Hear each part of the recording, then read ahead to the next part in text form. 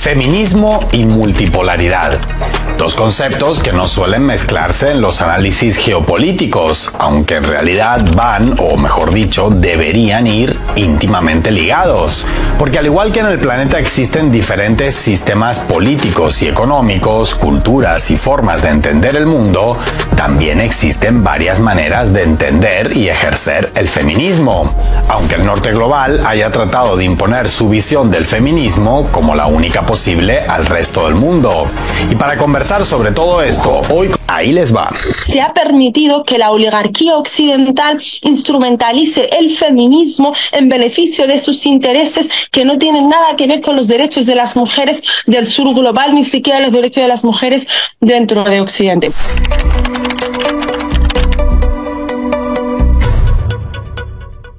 Por tanto, sí, terriblemente instrumentalizado el feminismo para deshumanizar a X sociedades en beneficio de intereses económicos occidentales. El unipolarismo entiende la realidad mundial como una serie de sistemas sociales, políticos y culturales que a grandes rasgos se dividirían en dos grupos, los correctos y los errados.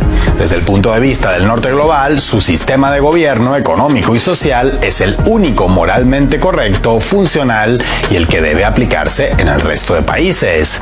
En rarísimas ocasiones tienen en cuenta el peso de factores históricos, sociales, climáticos, financieros, culturales y demás a la hora de imponer su modelo al resto del mundo.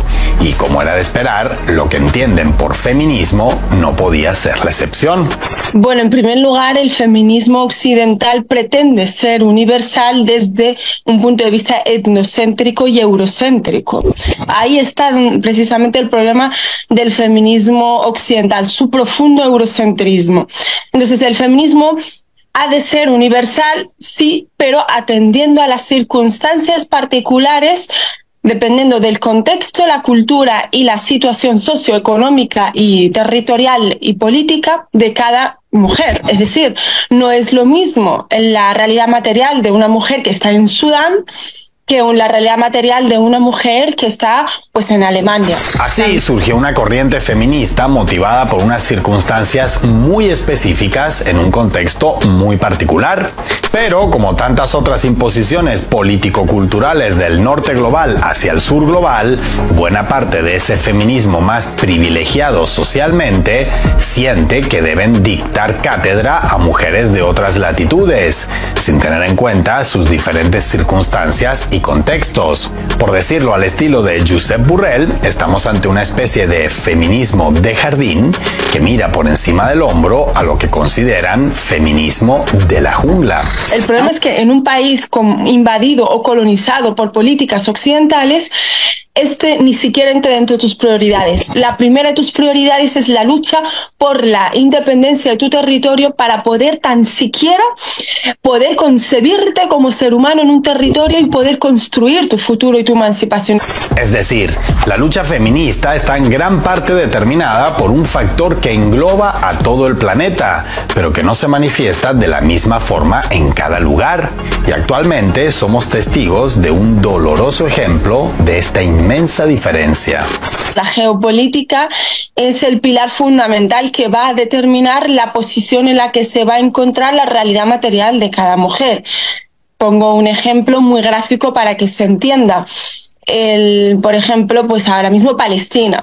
Palestina ocurre una invasión está invadido por parte de Israel con la colaboración de países occidentales, es decir, países europeos y países estadounidenses. Esta invasión, este panorama geopolítico que coloca a Palestina en una situación de subordinación frente a un país que lo tiene invadido, coloca a la realidad material de las mujeres palestinas en una situación muy alejada y muy particular en comparación con cualquier otra mujer que no sufra una invasión territorial y política. Es decir, cuando tú te encuentras luchando contra el invasor, que es el caso de las palestinas frente a Israel, tú dejas totalmente de lado tus derechos básicos de emancipación como mujer. ¿Por qué? Porque lo focalizas todo en tu lucha contra el colonialismo occidental, en este caso lo que respecta a Palestina. Sin embargo, en muchas ocasiones, este abismo entre el privilegio de unas mujeres y las carencias de otras no solo no parece ser tenido en cuenta por el feminismo hegemónico, sino que en ocasiones este hasta se muestra mucho más hegemónico que feminista. Y si en ocasiones las circunstancias de las mujeres del sur global no son comprendidas por las corrientes del feminismo mainstream, en otras incluso se instrumentalizan a favor de agendas que poco o nada tienen que ver con las luchas que dicen defender. Por tanto, sí, terriblemente instrumentalizado el feminismo para deshumanizar a X sociedades en beneficio de intereses económicos occidentales.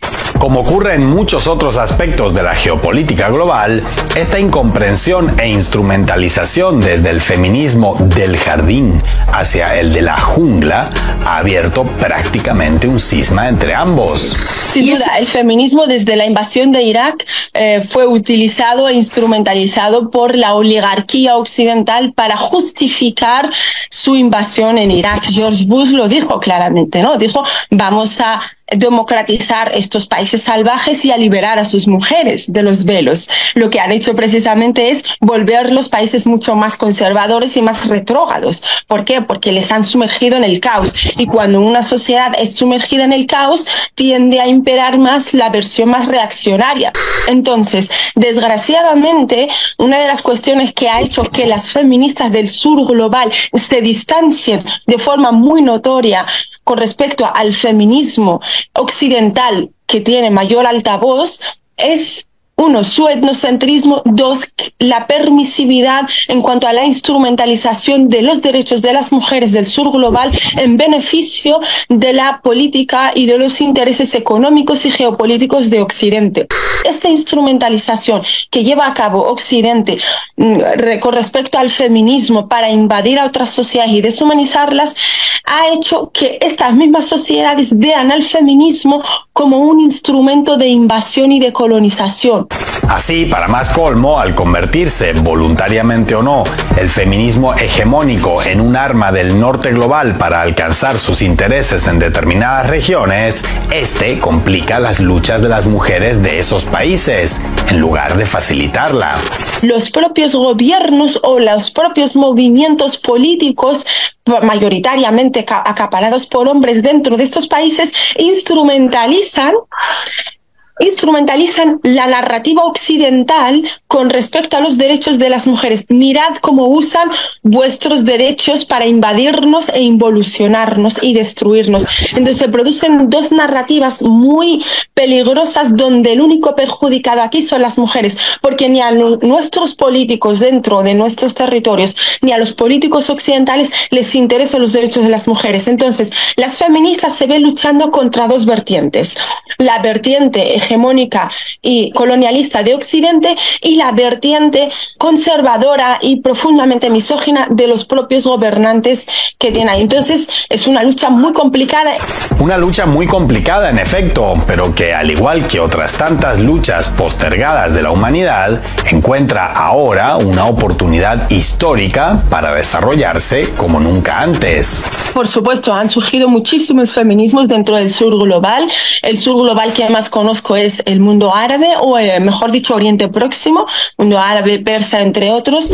Lo que distingue este feminismo en particular de, por ejemplo, el feminismo occidental, se va a entender, y es atendiendo a su situación particular, es el anticolonialismo. Y tiene su lógica, porque es un feminismo que ha visto, que es consciente plenamente de todas las capas y todas las estructuras que recaen sobre la realidad material de las mujeres. El sur global se encuentra ante una gran posibilidad de sacarse de encima las imposiciones y tutelajes de siglos de colonialismo occidental en materia económica, cultural, política y social. Como es de suponer, ante este trascendente momento histórico, la corriente multipolar del feminismo no podía ser menos y seguramente incluso será más.